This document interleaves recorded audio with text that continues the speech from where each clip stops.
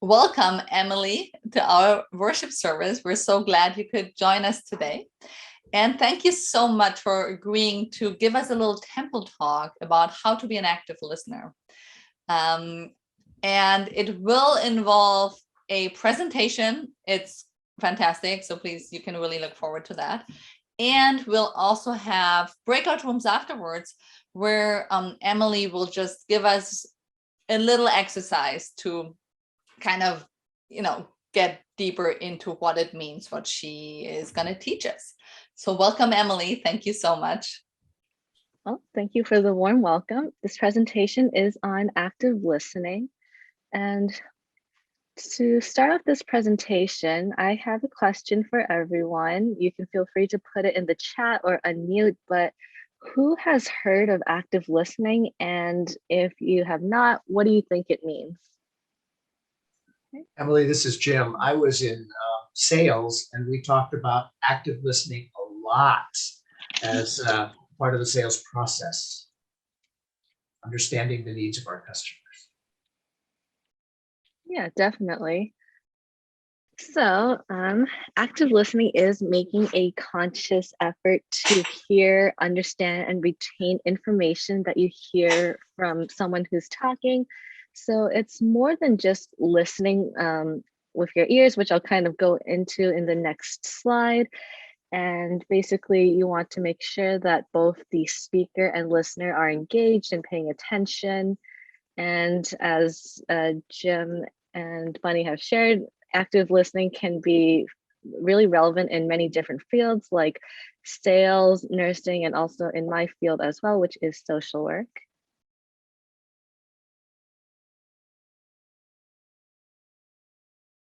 I have a little picture on the side that says hearing versus listening. So hearing is basically, if you think about just like an involuntary physical ability of taking in sounds, you don't really think too much about it. Like maybe, for example, you're sitting in your room and you hear like cars in the distance or neighbors talking, but you don't really pay much attention to what's being said or what have you. You just hear those sounds. But listening is really intentionally working and being mindful to understand what we hear.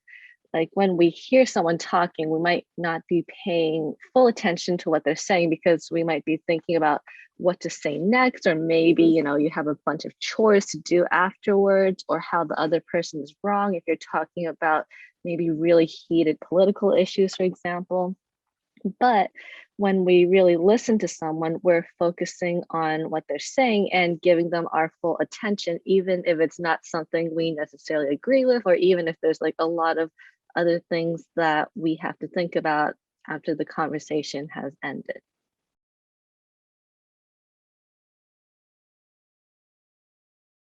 At this point, you might be wondering, why is listening important in relationships, whether it's friendships or with your spouse or colleagues, or even, just your colleagues elsewhere. So listening can be so important because it can help us learn information about the person that we might have not known before, like especially if someone's opening up to you about maybe a meaningful event that happened that really impacted them, or maybe something that they're looking forward to, or just a fun new fact you didn't know about them before.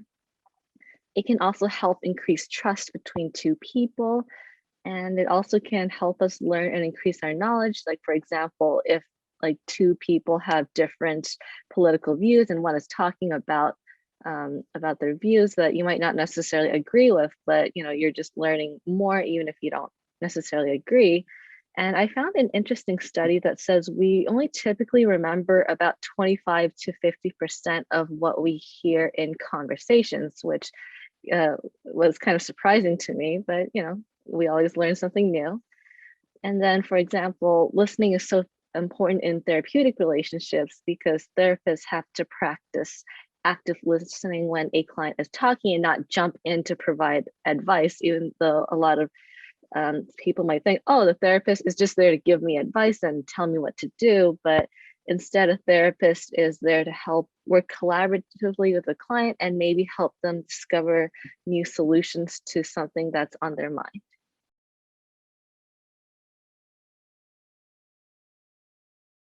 here are some general tips for active listening. I'm gonna move this over here so it's a little easier to see. So try to focus as much on the other person as you can, whether you're in person or Zoom or over the phone. So like, for example, maybe don't look at your phone if you're with them in person, or like looking around the room instead of looking at the person. Or maybe if you're on a phone video call, try to stay seated in one place instead of maybe walking all over the house and doing chores and other things. Another important tip is to let the other person finish talking. It might be really tempting to interrupt with what you want to say, especially when you're like, okay, I have a great thing that I want to say in response, but just let the person finish talking, and once they're done, you can respond. And also show interest in the other person when they're talking, like ask for clarification, ask them to share more, nod, let them know that you're still listening. Like some phrases that might be helpful in showing interest might include like, tell me more, or do you mean, and then just fill that in, or it sounds like, or let me make sure, just basically phrases that let them know you're still listening or asking for clarification.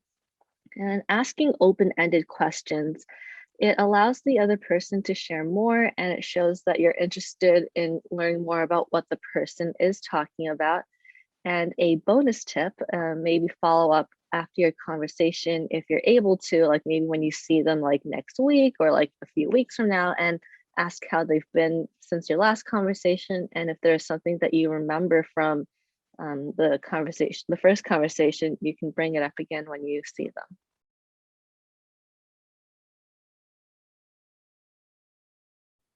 And then here are some conversation topics that you can utilize for active listening conversations. Maybe you can use these in the exercises that we'll do later, or maybe when you meet up with your friends or other people in your life that you haven't seen for a while.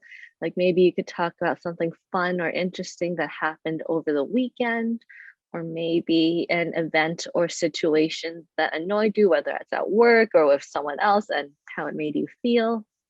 Or maybe a political view or ethical situation that you feel very strongly or passionate about.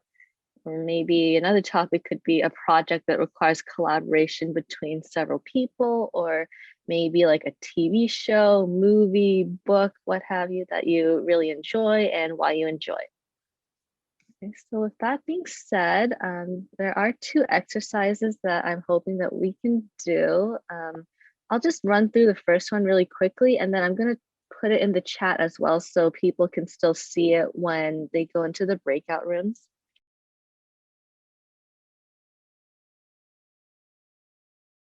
So for the first exercise, we're hoping that people can pair up, maybe tell a short story about their lives, or maybe a challenge that you had throughout in the past, or special event, someone who had an impact on your life, just anything that you feel like you could talk about for a few minutes.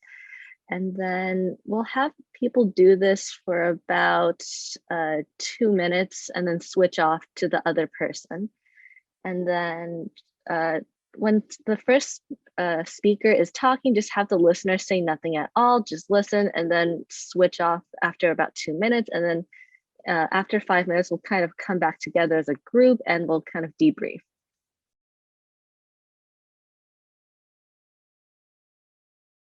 The debrief questions that I have are kind of, what was that like for everyone? And I'm hoping both people had a chance to kind of be the talker in these groups. And did you feel heard as the speaker, even though there were no responses, and why? So feel free to just unmute or just say something in the chat to answer those questions. And let me put those in the chat as well.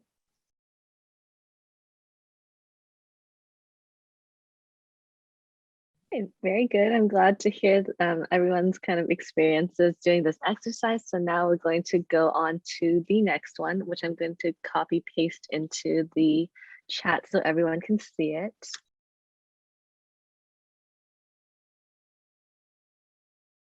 So this one's going to be a little bit different. We're going to have one person be the speaker, and then the other person will respond, but this time the person will start by responding with yes, but for about, so this will take place about 2 minutes or so.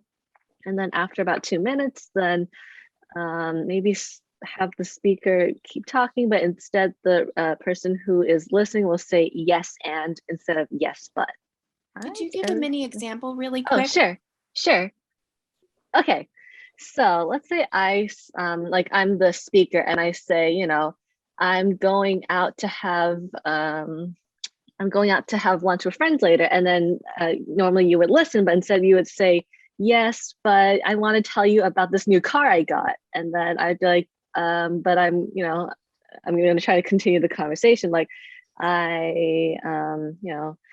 I'm going to see these friends I haven't seen in a long time. Yes, but this car that I got was on sale and it's really bright and shiny. So just kind of, I guess, I guess a good way to frame it would be like, just act as though you're not really paying much attention to the other, to the speaker when you say yes, but, and then when you guys kind of like do the yes, and then the listener kind of focuses more on the speaker. Did that help or?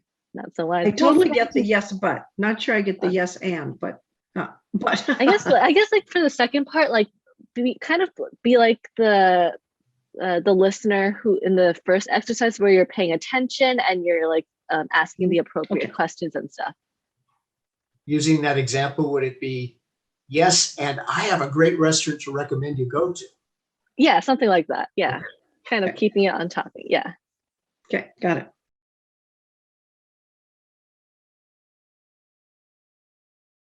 Okay, so I've got a debriefing question that I'm going to put in the chat, and people can either respond in the chat or unmute to respond. So basically, which resulted in a more productive conversation? The one where the listener was like, yes, but, or the where they're like, yes, and which approach was more about listening to respond versus listening to understand?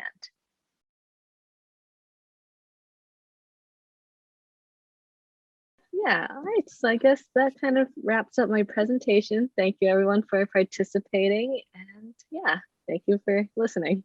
Thank you, Emily. Thank you. Thank you.